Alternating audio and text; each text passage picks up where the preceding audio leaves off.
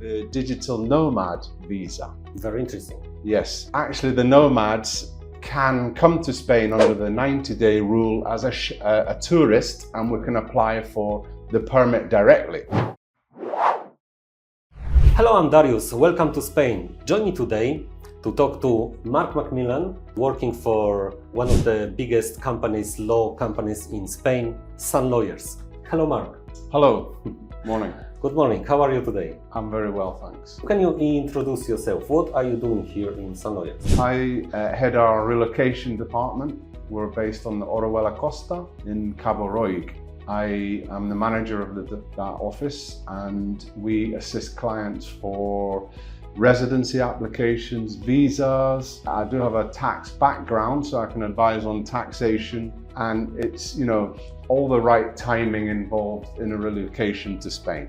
So, we've got some questions from our clients, mostly non-EU residents. As we know, the law is a bit different for non-EU citizens and for EU citizens. Yeah. So, and mostly British people are concerned about buying property in Spain, owning property in Spain, getting visas, getting relocation, etc. Because we've got many misunderstandings and even fake news on internet. Can you tell us what changed now for British people? How they can do it? How can they get visa, working permit? How can they relocate to Spain? So since the United Kingdom left the EU, and this is the end of 2020, we've phased to becoming non-EU citizens. So our application for residency is typically a visa process. We did have the possibility to invest €500,000 to get a golden visa. That finalized the 3rd of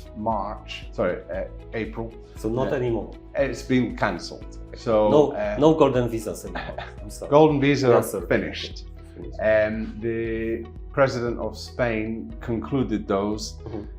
Basically, to apply for residency, you can either process a visa. The most typical is a non-working or non-lucrative. This is for retirees. Or since March 2023, the Digital Nomad Visa. Very interesting. Yes, actually the nomads can come to Spain under the 90-day rule as a tourist, and we can apply for the permit directly. So they don't have to actually do a visa, they can just come to Spain. So in general, what requirements they need to fill up? What the criteria? Yeah, the criteria for a nomad and even the non-lucrative, first and foremost, you don't have to own a property. All right. So first, you don't have to own the property. You could, or you can rent a property, but we do need a Spanish address. All right. So that's the first thing. We will need to show financial means, that you've got sufficient salary or sufficient savings or investments, depending on which route, and that you have no criminal record and you have health care. These are the main requirements. A nomad, a digital nomad or teleworker will be someone working remotely for a foreign company, but they want to live in Spain. All right. So this is possible. Foreign companies, and they have to, they can't open an office in Spain, but they'll have to work from their own home. All right. And typically since COVID and confinement, people can work, anywhere basically. Do they need to open self-employment or any company in Spain, or they can be employed by the company outside of Spain? Basically, you will be employed or have an employment contract with the foreign company, or you could be self-employed and go down the two different routes. As an employee, you can get a displaced worker certificate called an A1 from Europe, and from the UK. Or self-employed, you can get an A1 as a self-employee. And the third most common is to sign a declaration to commit to the Spanish self-employment. There are some options. So Spanish law or Spanish regulations are quite flexible in that. Exactly. All right. 4 routes, 2 with an A1 as a displaced worker. The other 2 are paying the Spanish national insurance or the Spanish social security, because you need to declare somewhere. All right. And we can apply, as I said, and you'll be able to be exempt from private health insurance, because typically you'll be contributing to one or the Yes. other countries, Of and you'll course. have exportable, or you'll be paying the Spanish system, and you'll have full access, and your family members. Of course. So for the long run, it will be better for people who wants to stay in Spain to do it through the Spanish system. Basically, you'll be a temporary resident for the first 5 years, and then you'll have access to the permanent or more long-term residence. The first permits typically are 1 year, sometimes 2, and even a self-employed digital nomad can get a 3-year permit. All right. Straight off. So it all could be done, and some lawyers can help with all the process step by step. Absolutely. We can look at the With timing. all this. Timing is key to any relocation for taxation. Of course. Okay? You can't get the timing wrong. So you need a specialist to look at that and establish when, how, and that you meet the criteria. Another question we received very often is how to get working permit or how to self-employed in Spain. Is it possible just for anyone from outside the EU to come over, open the company and or self-employment or find a job?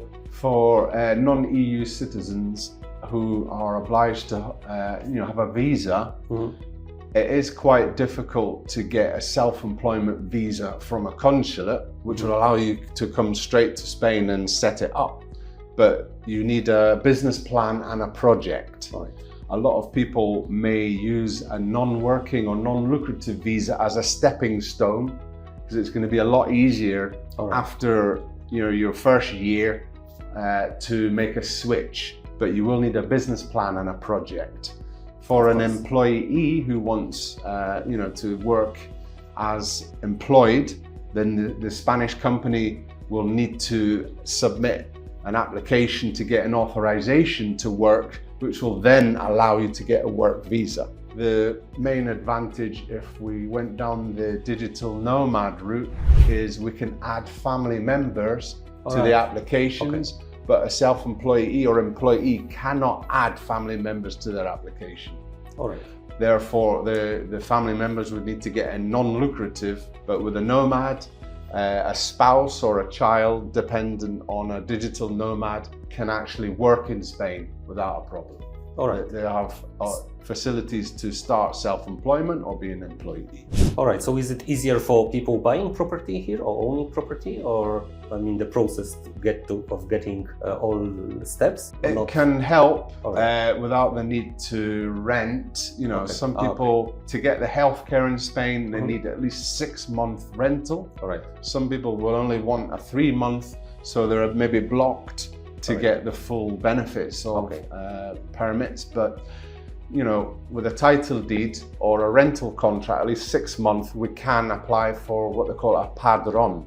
Yes. A padrón from the local town hall, which typically allows you access to the Spanish healthcare, provided obviously you have exportable, you have access. So it's like a padrón is like a formal confirmation of your address. From the town hall, exactly. Yes. The Social Security will require that. Yes. For your driving licenses, you'll have 6 months to transfer your driving license. And typically we need a padrón for that as well. So it's a useful document to organize, and therefore a 6-month let at least, or you're owning the property, that's fine. And also we've got some questions about 100% tax. Spanish Prime Minister announced, consider for many people, because they heard it on the news, they think it's already done. Basically, it was a proposal, to introduce a tax. It was not very clear exactly what he meant.